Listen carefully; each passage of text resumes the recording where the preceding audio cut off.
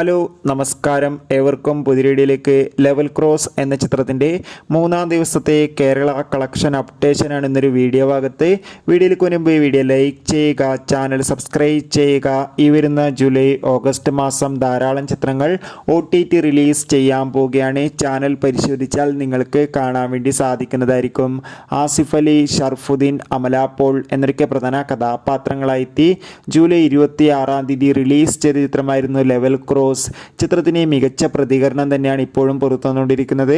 അതുകൊണ്ട് തന്നെ എല്ലാ സിനിമാ പ്രേമികളും ഒരേപോലെയാണ് ചിത്രത്തിൻ്റെ ഓരോ അപ്ഡേഷനും അറിയാൻ വേണ്ടി കാത്തിരുന്നത്. ഇപ്പോൾ ചിത്രത്തിൻ്റെ ഏറ്റവും പ്രധാനപ്പെട്ട കേരള കളക്ഷൻ റിപ്പോർട്ടൊക്കെ പുറത്തുവന്നിരിക്കുകയാണ്.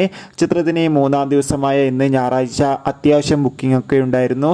അതുകൊണ്ട് തന്നെ 1 കോടിക്കടുത്ത് കളക്ഷൻ ലഭിക്കുമെന്നാണ് ട്രാക്കിംഗ് റിപ്പോർട്ടുകൾ സൂചിപ്പിക്കുന്നത്. എന്തായാലും കാത്തിരിക്കാം ചിത്രത്തിൻ്റെ കൂടുതൽ കളക്ഷൻ റിപ്പോർട്ടിനായി.